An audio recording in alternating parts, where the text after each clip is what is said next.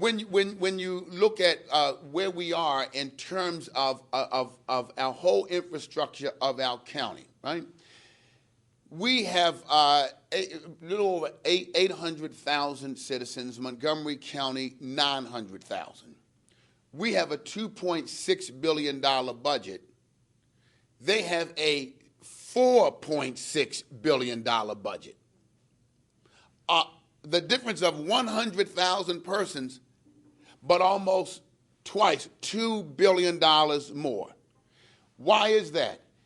And I think that this helps to set our priorities, and at least it helps to set my priorities, and I want to ask for your help in looking at our priorities as we move forward. One, they've diversified, as you know, their business and job. You know, they've diversified what it means to invest, and I guess I want to put it this way. They have diversified their tax base. Here in our county, and this isn't a popular thing to say, but I'm going to say it. In our county, we are somewhere between a migrant worker state or county, right, where every day 60% of our workforce leave the county, right? They leave it, and when they leave the county, what goes with them all day? Their wealth.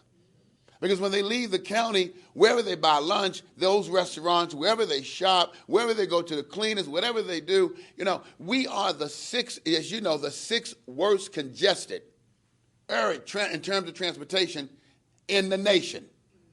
Why are we the sixth worst in the nation?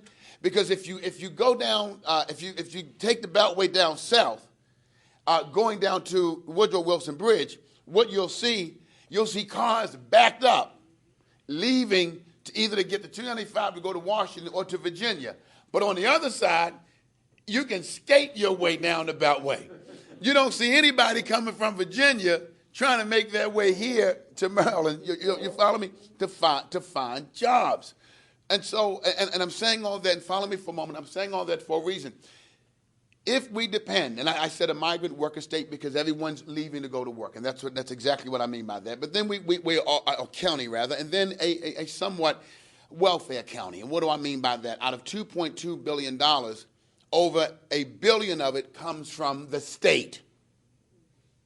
Over $1 billion of our budget comes from the state. So either you're taxing, residents to death. And by the way, we cannot, even in this recession, we cannot tax our way to prosperity. We have to diversify the tax, our whole tax system in order. And to do that, you've got to attract businesses to the county, which means what? Which means for me, our number one priority right now in our county, if we understand all of this, if we understand that small businesses employ the majority of our jobs are by small and medium-sized businesses. If we understand that the tax base cannot be on homes and we cannot tax a few businesses until they just go out of business. If we understand that, then we have to ask ourselves, what's our priority? I think our priority should be in that department of economic development. Because your money, where you put your money, that determines your priorities. Now, for whatever reason, and again, and please, there's no finger pointing. It is what it is. I'm not there. I don't like to do Monday morning quarterback. But let me just say this. If your priority determines where you are, then cutting the economic development budget is not going to do it. We have to now come together as state, federal. I'm glad to see our federal leaders in the room today because we have to come together. We're right next door to Washington, D.C. We have to form coalitions with the White House. We have to do everything that we can to bring in funds so that we can deal with economic development through our economic development, what is set up right now. We have to, in my opinion, we have to bring someone in who works directly with looking at what has worked in other places and bring it back to Prince George's County. That's not really the way we're set up. We need not just the executive director, but we need to look at the staffing of the Economic Development Corporation as is. We have to make that a priority. We have to get more funding, and we have to look at ways. Let me put it this way: for years, I know ever since I've been running, We've been talking about, how difficult it is to take 2, 3, 4 years to build an office building. That's money. And we've been talking about making this how to make our Department of Licensing and Regulation and how to make it a one-stop shop. We've heard, I'm so sick of hearing that word, we've heard it forever.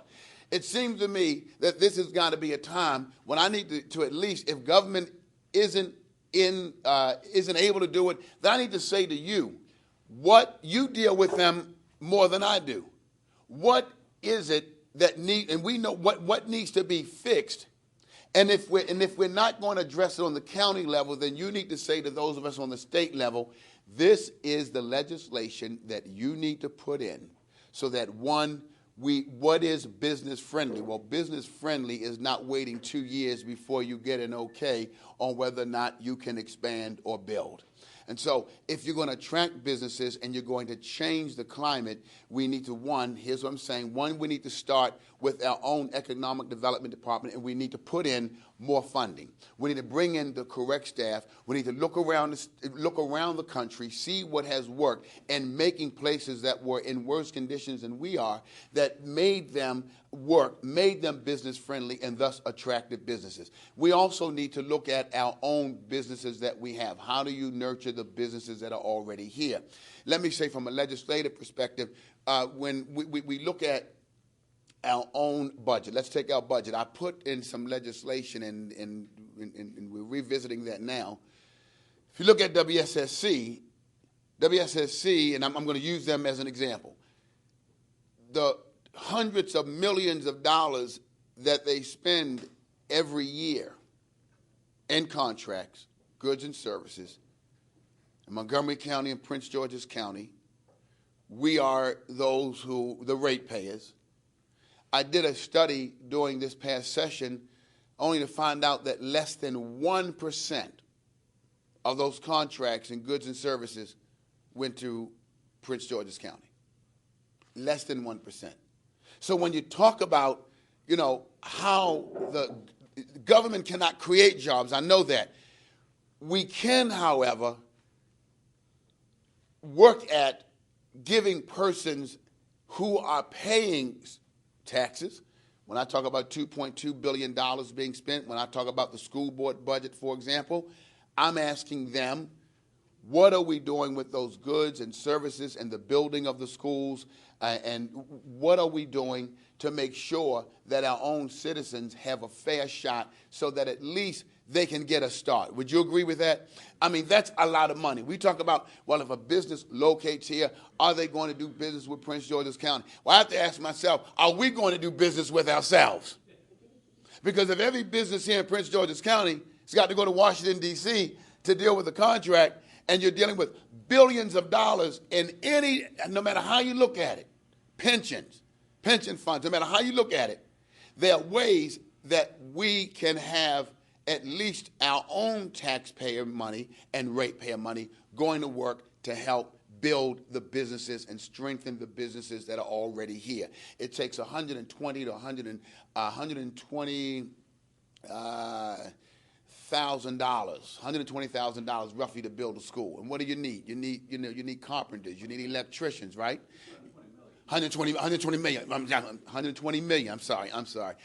We could have built. I could have 120 million. So what can we do when you talk about painting? You talk about electronics. You talk about all the things that we do. Why is it that we don't have our own system and our own government set up to say our citizens, at least we get a fair shot at it? Those are areas in which I'm working. And so I've got a study in on WSSC that will culminate in a few months so that we can look at how to make that work and how to take those obstacles out of the way and how to be sure that we're monitoring it so that we can say we're doing our part.